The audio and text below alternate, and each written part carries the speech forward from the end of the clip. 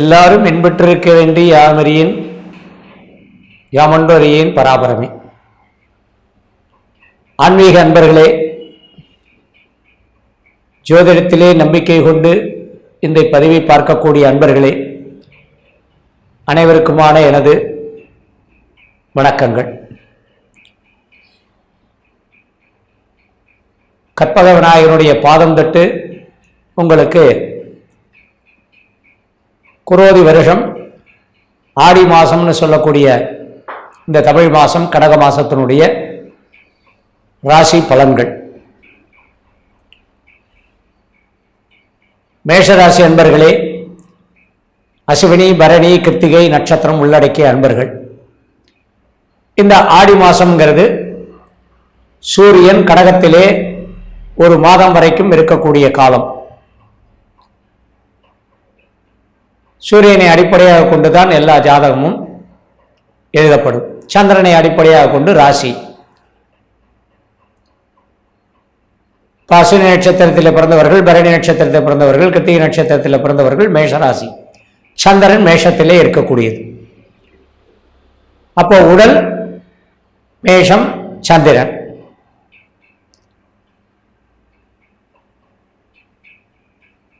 அந்த வகையில் இந்த மாசத்துல ஆடி மாசத்துல மேஷராசிக்கு ராசி அதிபதியான செவ்வாய் எந்த இடத்துல இருக்கோ, சூரியன் எங்க இருக்கோ அதை வச்சு மற்ற கிரகங்களுடைய அமைப்புக்கு பலன்.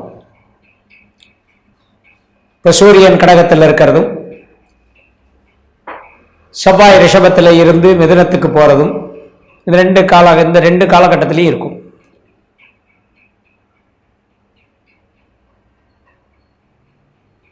அடுத்தது அடிப்படையாக சனி பகவான் ராசிக்கு 11ல் இருந்து ராசியை பார்க்கறது. அது வக்கரகதி நேரம். இந்த நேரத்தில்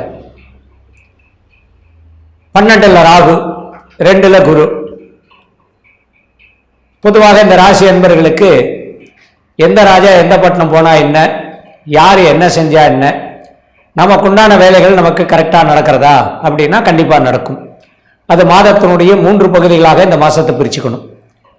ஆடி மாதம் 10 தேதி, ஆடி மாதம் 20 தேதி, ஆடி மாதம் 30 தேதி, அப்படி பிரிச்சுக்கணும். 10 நாளைக்கு ஒருக்க சூரியன் ஒரு நட்சத்திரத்தில் இருக்கிறதுனால அந்த 10 நாளாக பிரிச்சுக்கணும். அப்படி பார்க்கும்போது 4ஆம் இடத்துல இருக்கக்கூடிய சூரியன், ஏன்னா அவங்க ராசிக்கு 5ஆம் அதிபதி 4ஆம் இடத்துல இருக்கார். அதனால குடும்ப சம்பந்தப்பட்ட வகையிலையும் அதிர்ஷ்டம், யோகம், பூர்வீக எண்ணம், செயல், அதாவது முன்னோர்களுடைய எண்ணம் செயலுக்கு தகுந்த மாதிரி காரியங்கள் நடக்கிறதும், எல்லா விஷயமும் இந்த மாசத்துல இந்த ராசிக்கு 30 நாளும் சிறப்பான பலன் தான் இருக்கு. படிக்கக்கூடியவர்களை மனதிலே வைத்து சொன்னால் படிப்புல எந்த தடங்களும் இல்லை. ஆனா படிப்பு சுமார் தான். படிப்பை தவிர மற்றபடி மற்ற விஷயங்கள்ல போய் நாட்டம் அதிகமாக இருக்கக்கூடிய காலம் இது. ஏன்னா சனி வக்கரகதியில இருந்து சூரியனுடைய இடத்தை 7ஆம் பார்வையா பார்க்கறதும், ராசியை 3ஆம் பார்வை பார்க்கறதும், சனியும் குருவும் சேர்ந்து 8ஆம் இடத்தை பார்க்கறதும், சனியனுடைய பார்வை 10ஆவது பார்வையாக உங்களுடைய ராசிக்கு 8ஆம் இடம் விருச்சிகத்தை பார்க்கறது, குருவும் 7ஆம் பார்வையா விருச்சிகத்தை பார்க்கறது. ஆக மொத்தத்துல வித்தை 4ல் சூரியன் உட்கார்ந்து இருக்கிறனால வித்தை கல்விக்கும் உண்டு. 2ஆம் இடத்துல குரு இருக்கு, அதுவும் கல்விக்கு சிறப்பான பலனை கொடுக்கிறது.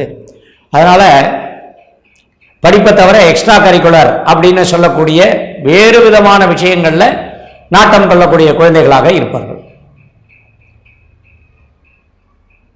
வயது அப்படின்னு சொன்னா ஒரு 21 வயசுக்கு மேலே இருக்கக்கூடியவர்கள் எதையாவது ஒன்றை தேடி தேடி நம்ம இதை பண்ணலாமா, அதை பண்ணலாமா, இதை கற்றுக்கலாமா, அதை கற்றுக்கலாமா, இந்த படி படிக்கலாமா, அந்த படி படிக்கலாமான்னு ஒரு பெரிய ஒரு போராட்டத்திலேயே இருந்து, ஆனால் பார்த்தா எது கிடைக்கிறதோ அதில் மனசு ஒன்றக்கூடிய சூழ்நிலைகள். 23 வயதுக்கு மேலே 30 வயது வரை இருக்கக்கூடிய அனைத்து பெண்களுக்கும் திருமண காரியம் நடக்கக்கூடிய காலம். அதே போல 27 வயசுல இருந்து 34 வயது வரை இருக்கக்கூடிய ஆண்களுக்கும் திருமண காரியம் கைகூடும். பொதுவா 21 வயசுல பெண்களுக்கும் 25 வயசுல ஆண்களுக்கும் திருமணம் பண்றது நல்லது. இந்த காலம் சரி, எல்லா காலங்களிலும் லேட் மேரேஜ் இருக்கு. பெண்களுக்கும் சரி ஆண்களுக்கும் சரி காலதாமதமாக திருமணம் செய்வது எல்லா காலத்திலும் இருக்கு.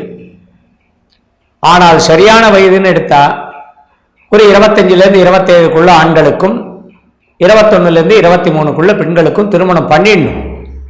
ஏன்னா சிறு வயதுங்கிறது அவர்கள் எந்த விஷயத்திலும் கட்டப்படாம, ரொம்ப அதிக சிந்தனை இல்லாம வாழ்க்கையில ஒரு 5 வருஷமாவது நிம்மதியா வாழணும். ஆனா நடுவுல சிக்கல் பண்ணிட்டாங்க.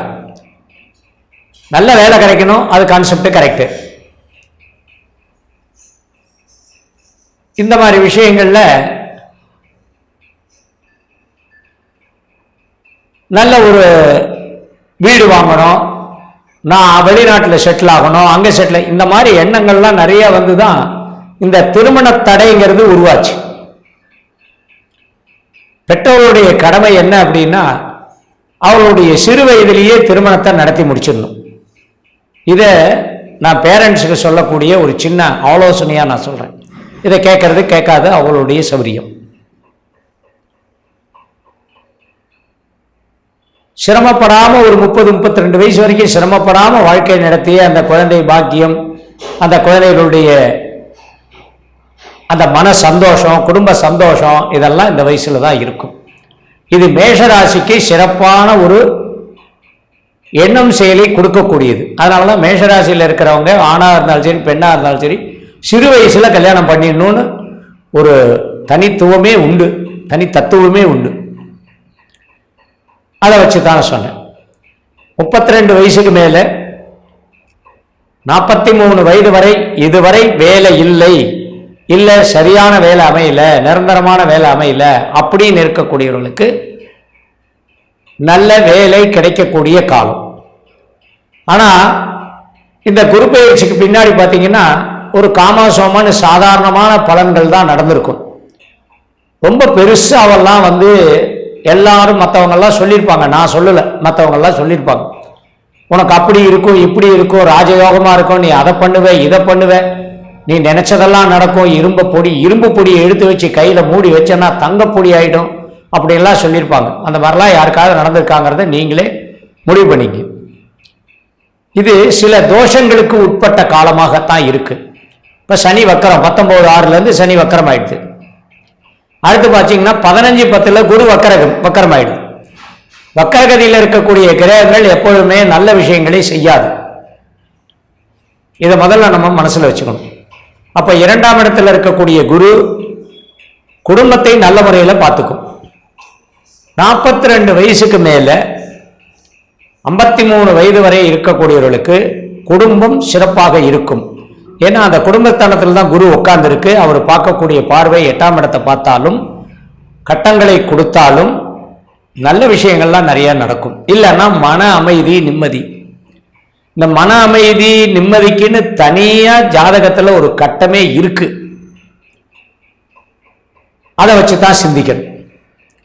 55 வயசுக்கு மேல 63 வயது வரை இருக்கக்கூடிய அன்பர்கள் ஆண்கள் பெண்களுக்கு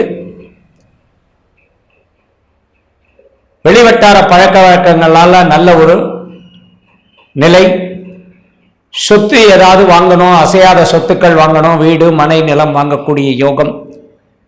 இந்த 45 வயசுக்கு மேல இருக்கக்கூடியவர்களுக்கு தான் தொழில் வேலை அப்படிங்கிறது சிறப்பான ஒரு நல்ல ஒரு பொறுப்பான பதவியோ இல்ல சிறப்பான ஒரு நல்ல ஒரு பேரு புகழ் கிடைக்கக்கூடிய வகையில வேலை வாய்ப்புகளோ சிறப்பா அமையும்.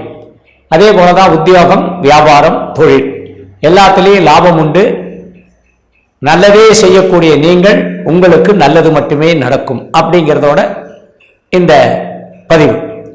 அதே போல 63 வயதுக்கு மேல 76 வயது வரை இருக்கக்கூடிய அனைத்து அன்பர்களும் தங்களுடைய உடல்நிலை மனசுல வச்சுக்கணும். அடிக்கடி தொந்தரவுகள் வரும். அதுவும் குறிப்பாக சனி திசை நடக்கக்கூடிய மேஷராசி என்பர்கள் தினம் ஏதாவது ஒரு சிக்கலை சந்திக்கக்கூடிய சூழ்நிலைகள் இருக்கும்.